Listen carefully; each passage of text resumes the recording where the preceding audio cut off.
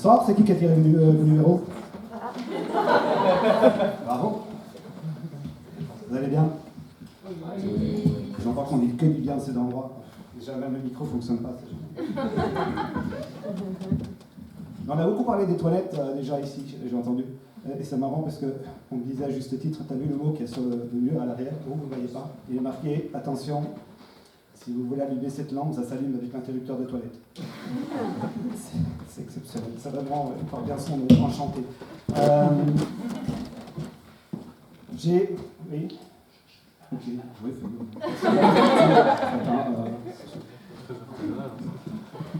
j'ai commencé le stand-up au mois de juin et on m'a dit c'est super courageux de faire ça.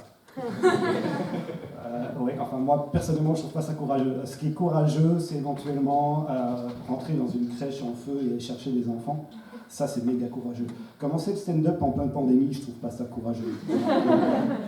Je veux dire, finalement, c'est un peu comme un éjaculateur précoce. C'est juste un mauvais timing. Non, du coup, aujourd'hui, je vais vous parler d'un truc qui m'a un peu touché. Ma fille de 9 ans est venue me voir il y a quelques mois. Et elle m'a dit, papa, je suis un peu inquiet, je ne sais pas ce que je vais faire plus tard de ma vie. Je lui ai dit, elle avait tout le temps, elle ferait le métier qu'elle a toujours rêvé de faire. Et c'est là qu'elle m'a regardé et qu'elle m'a demandé, papa, est-ce que toi, tu fais le métier que tu as toujours rêvé de faire? Je travaille pour les impôts. Merci de ne pas rigoler, c'est vexant parce que si ça tombe, c'est vraiment mon rêve. Non, c'est pas mon rêve. C'est pas du tout. Je veux dire, si tu veux avoir des amis, tu travailles pas au SP Finance. Quand on y réfléchit, c'est un peu bête parce que vous n'en voulez pas à votre dentiste d'avoir une carie. Vous ne devez pas m'en vouloir si vous n'arrivez pas à frauder sans vous faire choper. Non, c'est pas le boulot le plus chouette. D'accord. Du coup, ma fille, elle est vraiment perturbée par ça. Et je lui dis, écoute, j'ai 36 ans. Je sais, ça se voit pas. Je fais plus. Et là,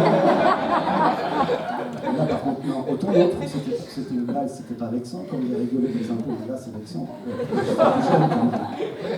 Rassurez-moi, je suis plus jeune que 36 ans. Ah, merci. Non, parce qu'à la base, quand je l'écris, je dis, ouais, non, c'est bon, c'est pas stable, et puis là, vous rigolez, ça me fout mal, je me perds mon texte.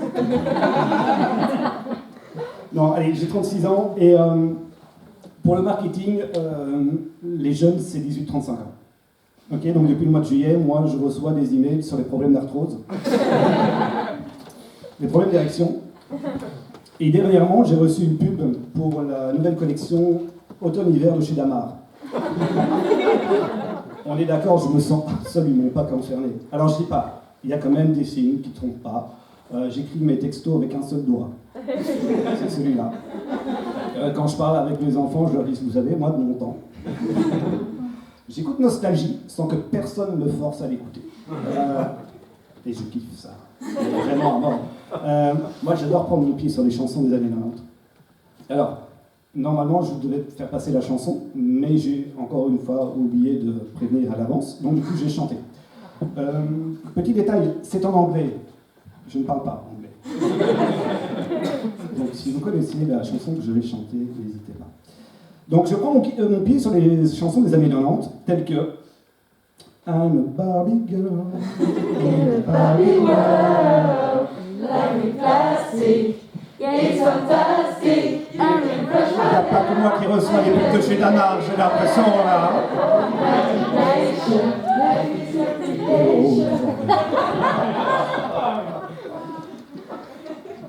Par pure curiosité, par applaudissement, est-ce qu'il y a quelqu'un qui a plus de 35 ans dans la salle? Ça va, cool. Non, moi je suis pas vieux, je me sens pas vieux. Et c'est là qu'il s'est arrivé mon fils dans la conversation. Mon fils, il a 6 ans. Et il vient dire, moi papa, je sais ce que je vais faire plus tard. Je veux devenir Père Noël. Mais il y a un problème. Je vais demander lequel. Je n'ai pas de barbe.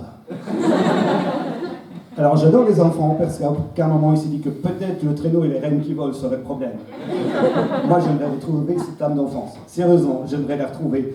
Ça me fait penser à la visite médicale quand on était petit, on vous demandait toutes les années, et plus tard tu voudras faire quoi comme métier? moi j'ai toujours répondu des métiers qui avaient un rapport avec le cinéma. Le premier film que j'ai vu c'était Indiana Jones et j'ai voulu devenir archéologue. Après j'ai vu Ghostbusters, je voulais devenir chasseur de fantômes. Après j'ai vu Rabbi Jacob, je voulais devenir rabbin. Après j'ai vu la liste de Schindler. Et là je me suis dit que chasseur de fantômes c'était pas mal. Malheureusement, vous l'avez compris, la vie ne s'est pas passée comme je l'avais prévu.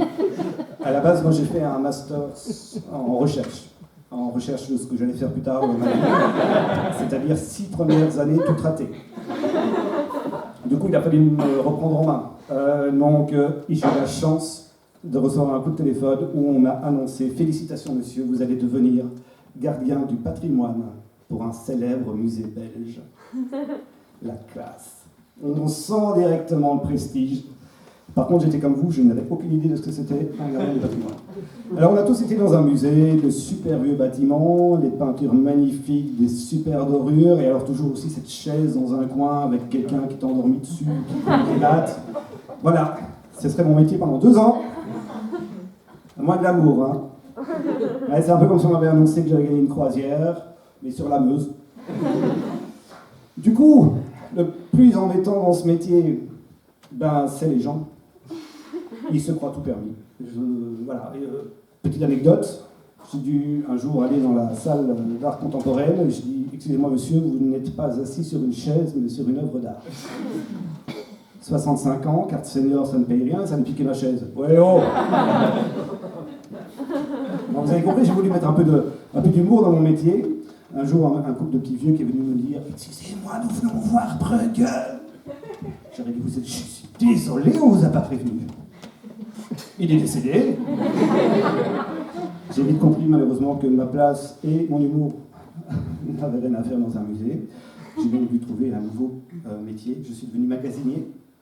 Quand on est magasinier, on pose toujours cette même question. Excusez-moi monsieur, est-ce que vous êtes du magasin? Je vais y répondre une dernière fois. D'accord.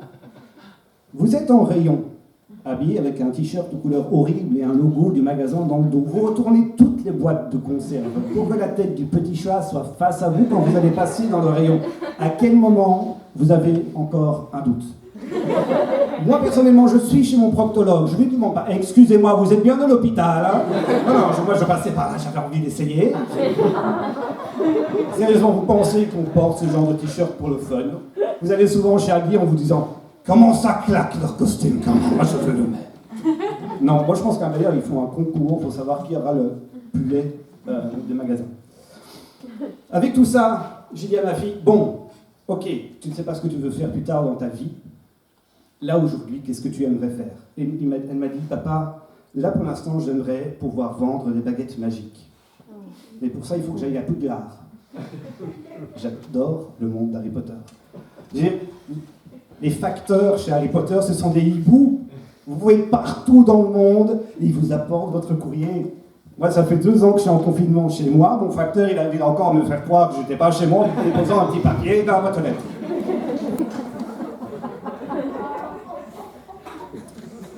Finalement, vous allez vous demander pourquoi je vous raconte tout ça. Ça fait 8 minutes que je papote. Eh bien, simplement pour montrer à mes enfants qu'il n'est jamais trop tard pour réaliser ses rêves. Et que tout, vraiment tout, peut arriver. Sauf peut-être les hiboux facteurs et les reines qui volent. Mais ça, c'est une autre histoire. Merci.